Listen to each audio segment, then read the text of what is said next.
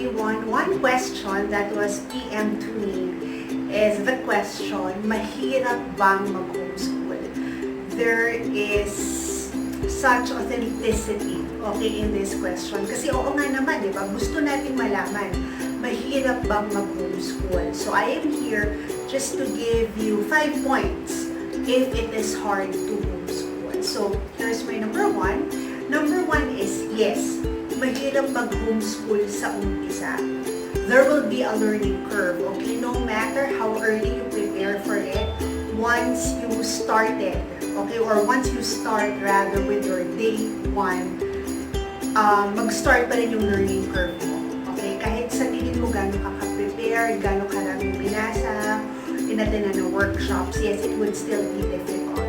I am guessing maybe 1 to 2 months, yung officially, you're really starting to homeschool, mahirap siya. But I can also assure you that after 1 to 2 months, it would be easier. Alam mo na yung rhythm, you already know your schedule, you know your child more, you discover who you are as a teacher.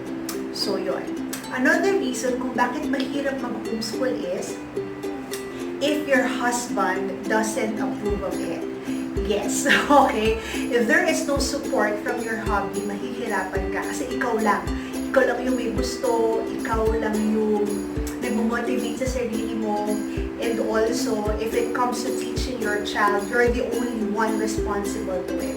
So my suggestion is, make sure that your husband not only agrees na mag-homeschool kayo, but also supports you, and if possible, if he could handle 1 to 2 subjects, okay, maybe PE, or Bible, or values, or mathematics, diba? And my third point is, it will be difficult to homeschool if your reason is very temporary, or shall I say mababaw. For example, we are now facing a pandemic. Now, if your only reason is because of COVID-19 that you would want to homeschool, it would be a bit discouraging, okay? Siguro, not maybe discouraging, but it would be a bit of difficult, okay? Yeah, discouraging na rin to homeschool along the way. Maybe now, you are motivated kasi COVID-19. So, the first 3 months, siguro you would still feel that you would have the fuel to homeschool your son or daughter.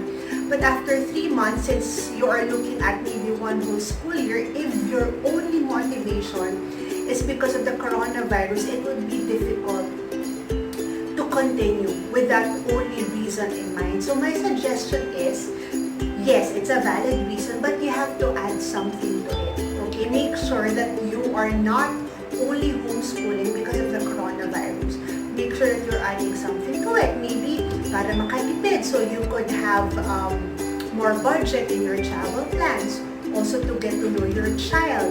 Also not to hurry with the mornings, diba? So yun. So may I just suggest that if your reason is the COVID-19 virus, that is okay. But if you could also add to it, that would be better, okay? Para you will be fueled to homeschool for 1 school year. Also, alright, it would be difficult to homeschool if you do not really study, if you do not attend workshops, if you do not attend seminars. In my case, for example, I remember that I attended my first homeschooling workshop when my son was 3 years old, okay? So, doon pa lang, inaaral ko na. Although I am a teacher, I have to unlearn many things about education, about teaching, because homeschooling is very much different, okay, from teaching inside the classroom. So, I have to unlearn many things. So, I just really have to study, I have to talk to many people, I have to read books, as I mentioned, I have to attend workshops. The Facebook groups are helpful, yes. However, I also have to be honest that you cannot find all the answers just by going to a Facebook group or asking someone, a parent or a provider about it. So really, you have to research on it. You have to read a lot. Now, for those who are too lazy to do this, naku, you have to love this because homeschooling will be about the parent learning as well. So I do not want to discourage you, but if it's, kung ngayon pa lang, okay, medyo ayaw nyo nang magbasa, ayaw nyo nang mag-research, ayaw nyo nang magtanong, mag-attend ng workshops, then the homeschooling journey would be difficult because you as a teacher would have to learn alongside with your child. So, my tip is as early as now, you have to encourage yourself to study, to invest. Yes, because there would be also payments in these workshops, in these books, but it would be worth it. Because it would truly answer if you will homeschool or if you will not homeschool. So, yes, mahihirapan ka talaga if you would just rely your decision based on a Facebook group or based on nakachikahan mo na parent or someone, who just encouraged you or motivated you to homeschool.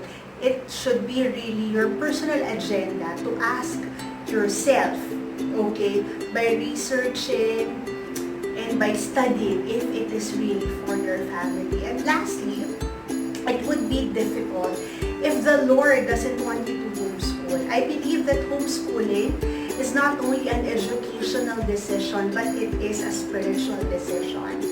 It would always boil down to the question, do you think the Lord wants you to homeschool? Do you think God wants you to be in charge of your child's education?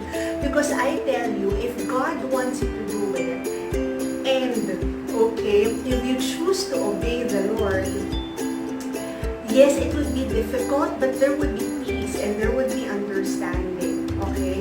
And you would feel that you're not only supported mentally and psychologically, but more so, you are supported spiritually by the Lord. And of course also, if you are surrounded by people who prays for this journey, they could encourage and they could remind you, di ba pinag-pray natin yan? And if the Lord wants you to do it, and then I'm sure that you could follow through. So, those are my answers, okay? Again, to the question, mahirap bang mag-homeschool? Number 1 is yes, mahirap talaga sa umpisa. The first 2 months, yes, mahirap. Pag ayaw ng asawa mo, it would be really challenging. Number 3, mahirap din talaga siya if you would not study, if you would not do your research. And number 4, mahirap siya if the Lord doesn't want you to do it. Okay, so I hope that this would help you decide, and this would also help you to really understand what homeschooling is all about. Alright, so again, this is Miko of Ready to Marry and to Mommy.